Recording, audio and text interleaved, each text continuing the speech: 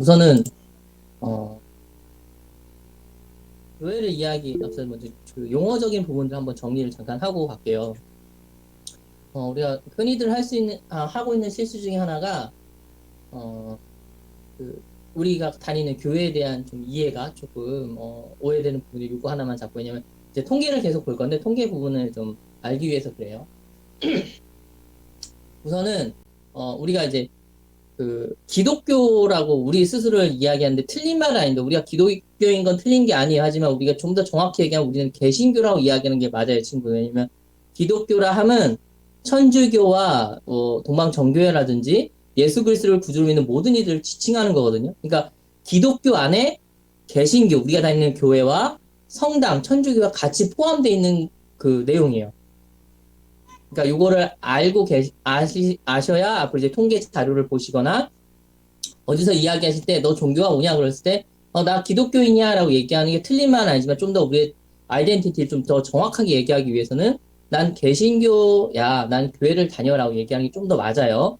그래서 통계청의 자료를 봐도 개신교, 불교, 천주교로 나오거든요. 그런 자료들 같이 보려고 합니다. 그래서 이게 자료를 이제 스크린을 하나를 띄워 놓을 거예요. 근데 요거 하나를 잠깐 볼게요. 네, 보이시나요? 떴습니다. 네, 사진 하나가 떴죠. 이게 한국교회 교회 다니시는 성도님들의 그 증가 그래프예요. 1950년부 때부터 시작한다면 정말 급격하게 성장하고 있는 그래프를 보시게 될 거예요. 근데 이것뿐만이 아니라 요것보다 좀 더 앞에 부분을 가보시면 좀 더 명확한 부분이 나오거든요. 이게 1986년 그때부터 1909년까지의 교회에 성장하는 성도들 수의 증가 그래프예요. 보면은 그래프가 굉장히 급격하게 올라가 있는 걸 볼 수 있죠. 그렇죠? 1910년 이후에도 1910년에서 1940년 해방 때까지 굉장히 많은 굴곡들이 있어요. 근데 중간중간에 보시면 이렇게 좀 이렇게 기독교 인구가 줄어드는 부분들은 교회에 대대적인 탄압이 있거나 아니면 성도들을 강제로 이주시키는 정책들을 주는 부분들이 보이긴 하지만, 전체적으로 교회는 계속해서 성장해왔고 그 성장 속도가 세계 교회사에 유례가 없을 정도의 강한 엄청난 성장을 경험한 게 한국 교회입니다. 이 얘기를 뭐 하냐면, 우리가 어느 정도 내가 한국 교회를 다니고 있다는 거에 대해 자부심을 가지실 필요가 있는 게, 예수님이 이 땅에 오신 이후로 초대교회 이후에 3세기, 4세기가 넘어간 이후에 그러니까 전 세계 어느 지역에서도 한국교회처럼 이렇게 폭발적인 성장을 한 교회는 지역은 없어요. 그래서 한국교회 이런 성장이 오히려 다른 나라에 볼 때는 복음의 불모지였던 그곳이 진짜 빈들의 마른 풀들이 확 타는 것처럼 이렇게 부흥한 것이 연구 대상으로 보일 정도로 한국교회는 굉장히 독특하고 정말 이해할 수 없는 성장을 가지게 됩니다. 근데 우리가 지금 보는 게 이 부분들을 몇 가지로 나눠서 성장됐던 이유를 조금씩 하나하나씩 짚어볼 거고, 그리고 그 모든 것들을 전체 종합을 해서 같이 보려고 해요. 우선은 한국교회 초기는 굉장히 적은 숫자였어요. 그리고 한국교회는 굉장히 짧은 역사를 갖고 있어요. 천주교회보다도 성교의 역사가 짧고요. 불교나 유교나 다른 종교에 비해서는 비교할 수가 없을 정도로 적은 역사를 가진 게, 짧은 역사를 가지고 있는 게 한국 개신교회입니다. 그런데 이런 교회가 그럼 어떻게 그렇게 빨리, 그리고 지금 가장 큰 교회로 증가했느냐, 이게 우리들한테 가장 큰 숙제죠. 실제로 2015년 통계청 조사에 의하면 한국 교회가, 그러니까 기독교라 불리는 개신교회가 다른 모든 종교보다 가장 많은 퍼센테이지를 가지고 있어요. 이거는 비서구권 지역에서는 유일한 나라가 바로 대한민국의 그런 의미에서. 불교보다도 숫자가 많고요. 천주교보다도 숫자가 훨씬 많아요. 그 상황, 그러니까 지금 거의 한 20에서 25% 정도를 보고 있는데, 그 상황에서 본다면 대체 그러면 밖에 나가서 여러분들이 5명을 만나면 그 중에 1명은 교회 다닌다는 사람 뜻이에요. 근데 생각해 보세요. 그 5명 중에 1명이 교회를 다니는 사람인데, 지금 우리가 TV를 보거나 인터넷을 보거나 교회에 대한 반응이나 이런 것들은 그렇게 호의적이지가 않죠. 그렇죠? 이런 것들을 우리가 한국교회 처음이 어땠고 부흥기에 어떤 부흥기를 경험했고 하나하나 짚어가면서 우리의 지금 현재 모습을 돌아보고 어떻게 해야 되는지 한번 앞의 모습을 같이 보도록 할게요. 우선은 한국교회는 굉장히 독특한 선교를 역사를 가지고 있어요. 제일 중요한 게 뭐냐면, 원래 다른 교회 선교를 보면요. 선교사가 가고 말씀이 선포가 되고 복음이 선포되면서 이후에 그 성경이 번역되기 시작해요. 그렇게 역사를 다 가지고 있어요. 근데 한국 교회는 굉장히 독특하게 선교사들보다 먼저 성경이 들어오는 거의 유일한 나라예요.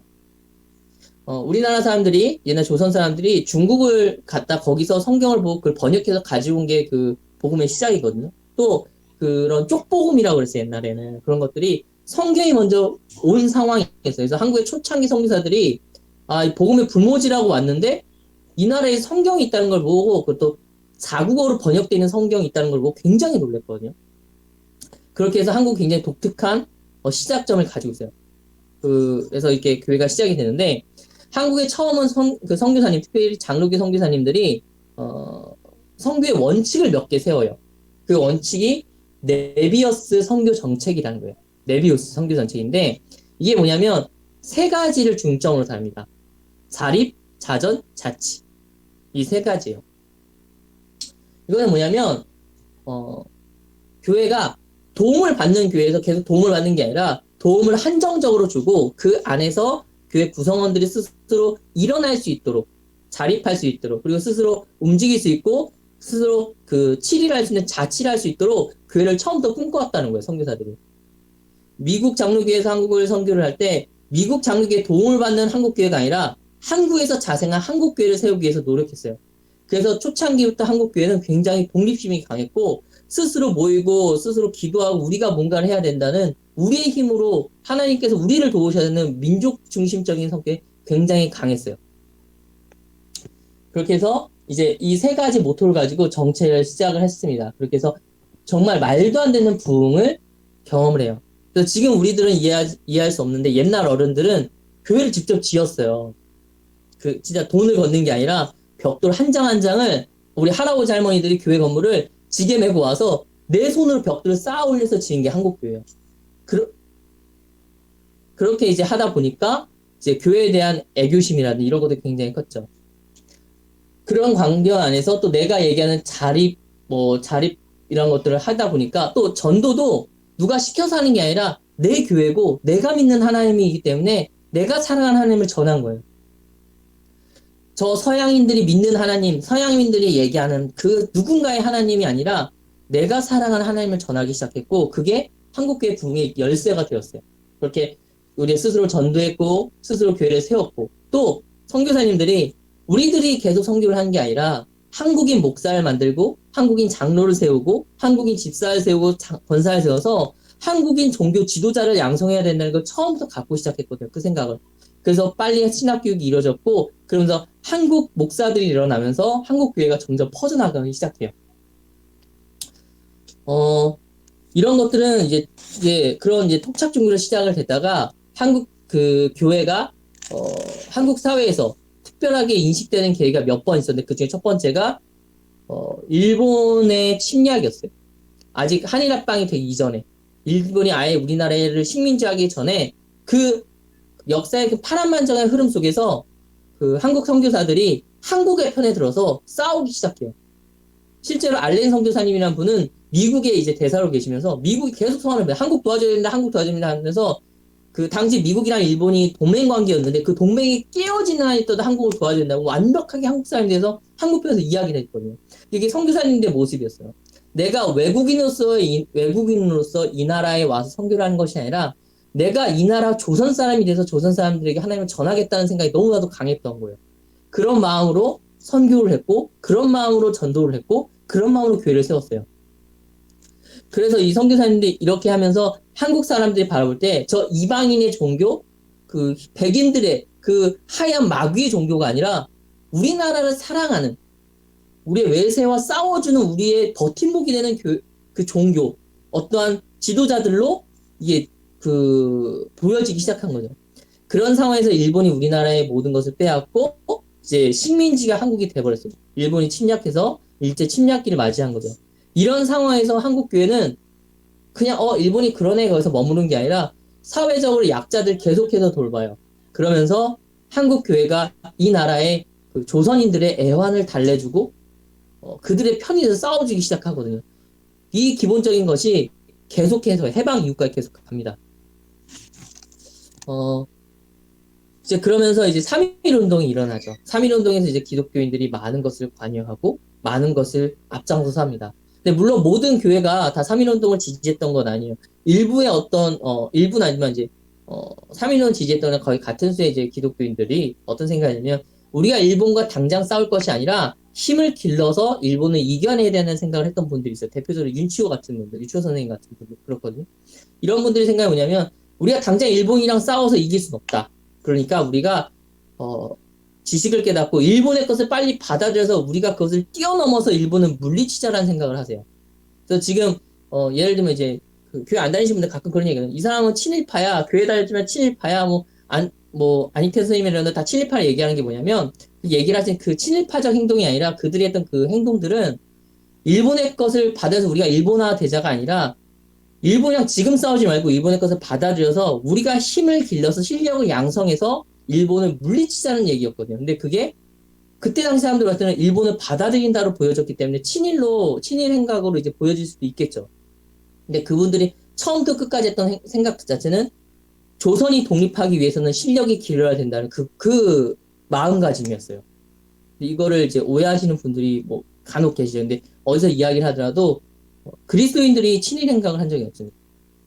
일단 그건 좀 기억하시고 또 한국교회가 일본이 이 나라를 완벽하게 장악하고 그 올림픽에도 태극기를 못 사용하는데 그때 유일하게 일본과 직접적으로 맞서 싸웠던 분들이 다 선교사님들이고 목사님들이세요. 신사참배 같은 경우는 조선인들에서 거부한 사람이 없습니다. 못해요. 그거를 교회에서 나와서 죽을지언정 그 믿음의 순결을 지키신 분들이 선교사님들이고 목사님들이었거든요. 그렇기 때문에 그걸 봤던 한국교회 그 사람들이 조선인들이 나는 무서워서 그 일본에게 대항하지 못하지만 교회 다니는 저 목사님이나 성도들은 저런 식으로 독립해서 싸우는구나. 나는 못하지만 그런 마음을 한국교회를 우러러보고 존경을 표시했죠. 그래서 실질적으로 따져보면 굉장히 그런 것들이 한국교회가 이 나라의 지도층으로 인정받고 인정받는 하나의 종교가 되는데 굉장히 높은 그런 것들을 주었어요. 실제로 그 1919년 3.1운동이 있었을 때 이제 내일이 3.1절이잖아요. 민족대표 33명 중에 16명이 개신교였습니다. 당시 우리 교회보다 훨씬 많은 사람이 다녔던 불교는 단 2명밖에 불교인은 2명밖에 없었어요. 그리고 이 3.1운동으로 4만 명이 체포됐고 6천 명이 살해됐는데 당시 개신교 인구가 우리나라 전체 2%도 안 됐을 때거든요. 근데 체포된 인원의 25%가 기독교인이에요. 개신교 사람, 교회 사람들이에요. 이게 뭘 얘기하냐면 당시에 교회 다니는 민족들, 우리 크리스찬들의 선배들이 얼마나 이 나라를 사랑했고 얼마나 이 사회 문제에 그런 것들에 대해서 무관심하지 않고 적극적이었는지를 보여주는 겁니다. 물론 이런 여러 가지 상황들 가운데 교회는 점차 한국에서 이방인의 종교가 아니라 우리나라 종교가 되기 시작해요. 그러면서 빠르게 뿌리 내려지죠. 그리고 이때 당시 우리 목사님들 어떤 생각을 했냐면 교회가 성장하는 것도 굉장히 중요하지만 모든 지역의 교회를 세우는 걸 굉장히 중요시 생각하셨어요. 그래서 일단은 장로교, 감리교 무슨 교단에 이런 거 생각하지 말고 빨리 복음화가 되는 것. 이 나라의 구석구석에 복음을 전하는 것. 그거에 목표를 세우시고 그렇게 약속하시고 목사님이 서로 협력을 하기 시작해요. 연합해서 일치하면서 협력을 하기 시작해요. 그렇게 교회는 또 급속도로 성장합니다. 그러면서 이제 유명한 목사님들도 오시고 그렇게 해요. 그러다 이제 해방이 일어나요. 저희가 1945년 해방이 일어납니다. 그리고 해방됐을 때 이 나라의 지도자, 지식층들은 대부분 그리스도인이었어요. 배운 사람들은 다 그리스도인. 왜냐하면 이 나라의 대한민국의 학교가 대부분 교회에서 세운 학교였거든요. 당시에 교회가 들어오면서 제일 먼저 한 게 병원을 세우고 학교를 세우고 고아원을 세우는 거였어요. 이런 것들을 세우면서 교회가 이 나라를 개방하려고 개혁하려고 많은 노력을 한 거죠. 그러다가 해방이 됐을 때 이미 대부분의 지도자들은 어찌됐건 그 기독교 학교에서 학교를 다녔던 지식인들이었죠. 그 때문에 이제 그 해방됐을 때 이 나라의 많은 정치 지도자들이 다 크리스찬들이에요. 실제로 초대는 이승만 대통령이나 최규선 대통령이라든지 이런 분들 다 기독교 크리스찬들이셨거든요. 더군다나 저희 지난주에도 얘기했지만 대한민국 국회가 처음 개원했을 때 이승만 대통령의 제의로 목사님이 국회를 개헌 하는 그 국회를 기도로 시작했던 나라입니다. 그게 불만이 되지 않을 정도로 교회가 어느 정도 도덕성을 갖추고 있었던 시기가 1950년대, 45년에서 50년 그때예요. 그러다가 이제 6.25를 겪게 돼요. 6.25를 겪으면서 북한에서 대대적인 교회 탄압이 시작돼요. 그러면서 북한에 있던 그리스도인들이 다 내려온 거예요. 그러면서 한국 남한에 많은 그리스도인들이 모여 살게 됐고, 또 이게 산업화라는 걸 겪으면서 많은 사람들이 도시로 이주하게 됩니다. 지금은 서울, 경기도, 뭐 대전, 대구 이런 도시에 사람들이 많이 살았는데 예전엔 그렇지 않았거든요. 이런 도시들이 생기면서 많은 교회들이 이때 부흥의 운동을 했고 많은 기도로서 더 열심히 기도를 해요. 1966년에 개신교 인구, 우리 교회 다니는 사람은 한 90만 명쯤 됐어요. 1966년에 90만 명이었어요. 인구 비율로는 한 3% 정도 됐어요. 그런데 딱 4년 있다가 1970년도 딱 4년 만에 320만 명이 돼요. 90만 명이 320만 명이 되는데 딱 4년이 소모가는 거예요. 인구 대비 3%에서 10%. 그리고 1980년대에 이르면 개신교 인구는 교회 다니는 사람은 대충 500만 명이 넘어서고 인구의 14% 정도가 차지하게 돼요.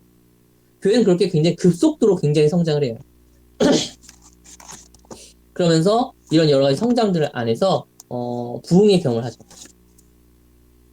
그런데 이 성장하는 이제 후반기 80년대 이후에 또 계속해서 성장하는데 80년대 이후에 성장하는데 큰 역할을 했던 건 이제 대학생들 중심의 이제 CCC라든지 이런 여러분 대학 가게 되면 많은 선교 동아리를 보게 되거든요. 예수전도단, 뭐 오병이어 이런 선교 단체들이 등장하면서 이들이 대학생들에게 복음을 전하고 그 대학생들이 또 중학교, 고등학교 또 농촌 지역 이런 곳을 다니면서 많은 복음을 전하면서 교회가 다시 한번 성장하게 됩니다. 그리고 80년대까지 많은 민주화 운동이나 이런 거 있을 때 교회가 약자의 편에 많이 섰어요. 약자를 많이 도왔고 또 교회가 정치적인 문제를 다 떠나서 약자의 편에서 힘든 자들을 그들을 계속 도왔습니다. 그러면서 교회는 80년대, 90년대까지만 하더라도 이 나라에서 정치적인 어떤 부분에서든 굉장히 많은 좋은 선례를 남기게 된 거죠. 그런데 이런 것도 이제 2000년대 1990년대 후반 2000년대로 넘어오면서 많은 변화를 가져와요. 안티기독교들이 등장을 하고 언론이나 이런 곳에서 교회를 굉장히 많이 나쁜 쪽으로 많이 이야기합니다. 물론 교회가 잘못이 없는 건 아니에요. 교회도 잘못이 있겠죠. 있으니까 그것을 이야기하는 거지만 실질적으로 좀 더 다가가 보면 오해하는 측면들이 굉장히 많아요. 대표적인 사례가 친구들은 모를 수 있는데 옛날에 샘물교회 사건이 있었어요. 아프가니스탄에서 피랍되었던 사건이 있거든요. 그 사건이 어떤 사건이냐면 이제 언론에서 얘기한 거는 선교를 가지 말라는 곳에 한국교회 그 샘물교회가 선교를 굳이 가서 거기서 사람들이 납치가 됐고 납치해서 자기들이 위험하니까 가지 말라고 그렇게 설득했던 교회에게 돈을 달라 그래서 돈을 내고 풀어놨다. 근데 그 사람들이 그거를 하나님의 은혜라 부르더라. 이렇게 방송에서 또 언론에서 보도가 됐어요.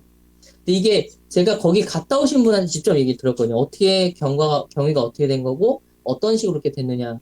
이게 언론이랑 좀 달라요, 분위기가. 어떤 거냐면 언론에서 이렇게 얘기를 했어요. 처음에 위험한 지역으로 차량이 이동하다가 납치가 되었다.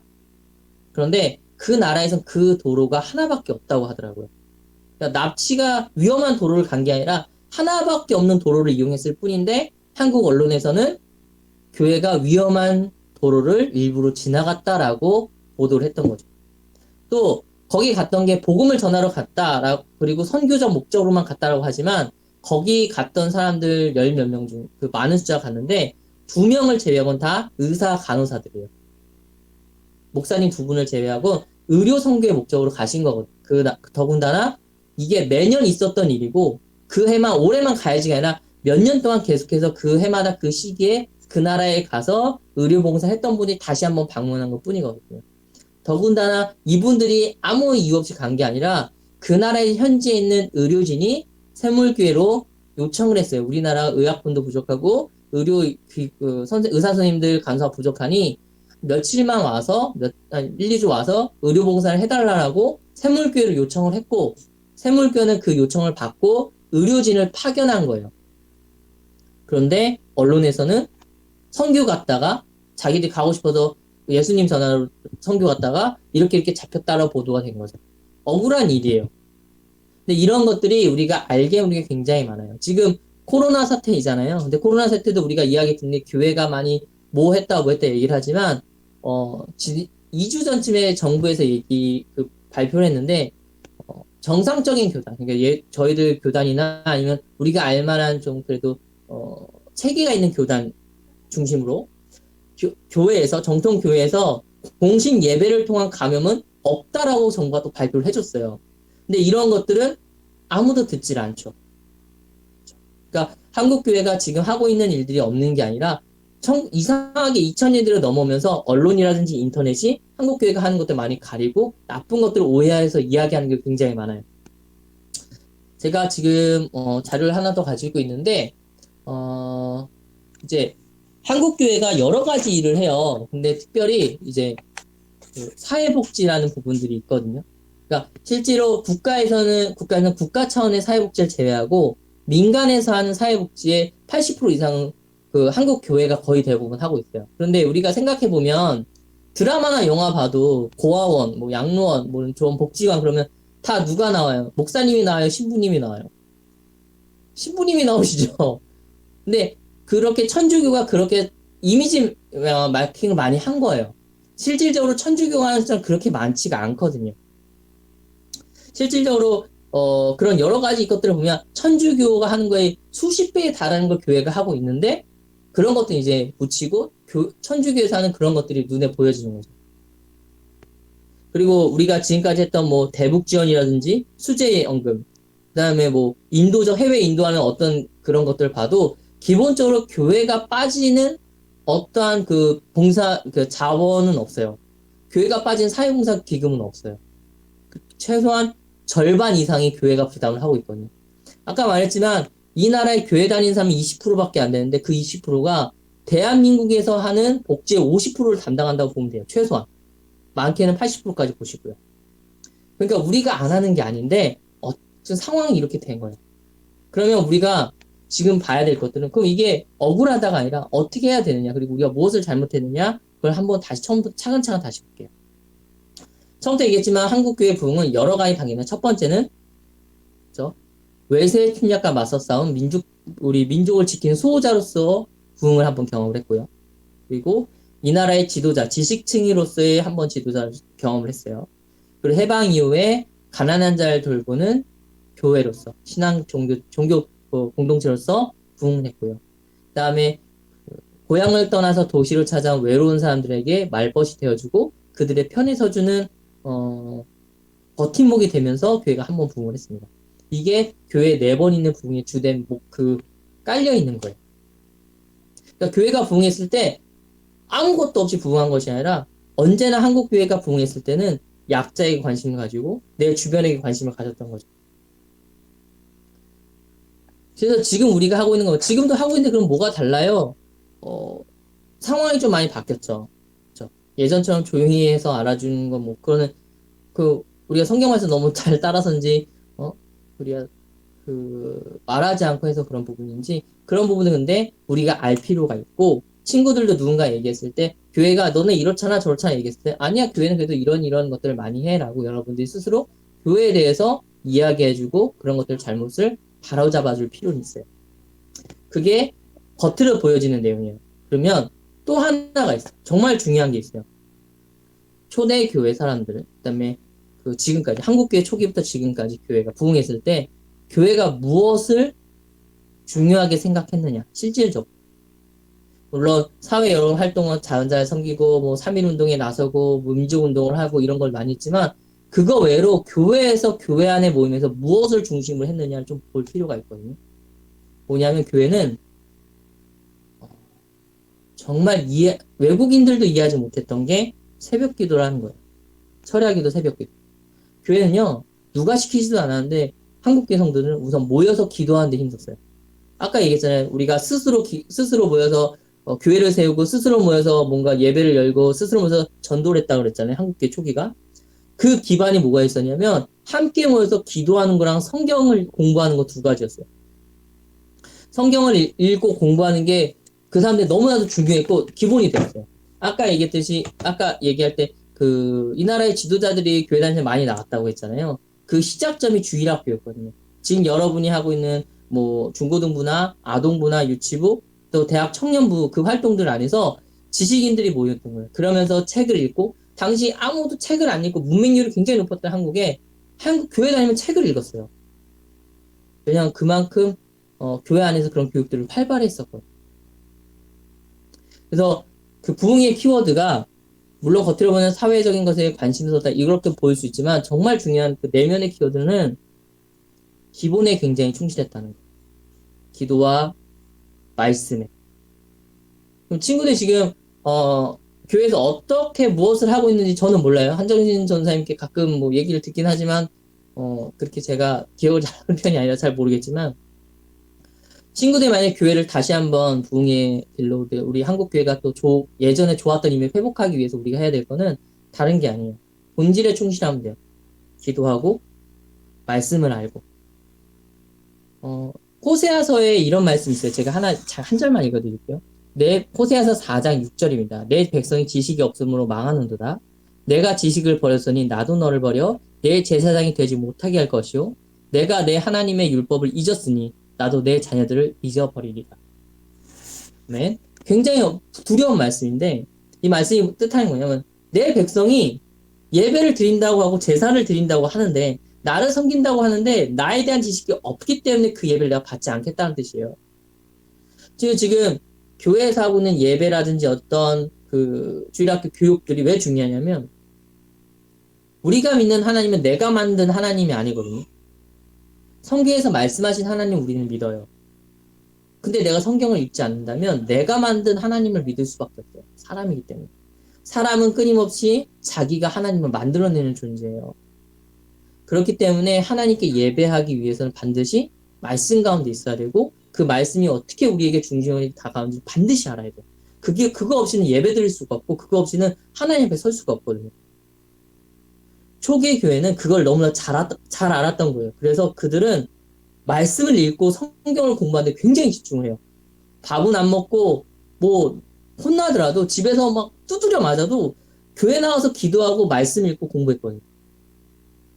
우리 안에 그런 마음들이 생길 때 우리가 정말 우리의 본질에 충실하게 될 거고 우리가 그렇게 본질에 충실되게 우리를 바꾸게 되면 사람들은 알아요. 정말 말하지 않아도 알아요. 변하는 거예요. 근데 그게 시간이 오래 걸릴 수 있겠죠. 하지만 우리가 바꿀 수 있다면 우리가 정말 하나님의 은혜로 여러분들이 여러분 한 명에 먼저 바뀌어서 내가 삶 안에서 성경을 알고 그 말씀 가운데 세상을 살아가는 참 그리스도인이 되면 주변에서 알 거예요. 뭔가 변했고 저것이 좋다. 제가 왜 변했는지도 모르겠고 제가 뭘 때문에 저렇게 사는지 모르겠는데 저게 좋아 보인다. 나도 그것과 함께하고 싶다는 마음이 들 거예요. 사람은 영적인 존재라서 그런 영적인 것을 굉장히 예민하게 반응해요. 여러분 친구들 사이에 되게 부정적인 친구 옆에 가면 되게 마음이 우울해져요. 힘든 친구예요. 하지만 밝은 친구 곁에 가면 굉장히 밝아지거든요. 그게 하나의 소통하는 게 있어요. 사람은. 우리 가운데 하나님 영이 충만해서 성령님께서 충만하셔서 우리가 정말 하나님 앞에 온전히 선다면 내 주변에 누군가는 그 흐름을 보고 물어봐요. 너 왜 그러냐? 그때 주님을 전하는 거예요.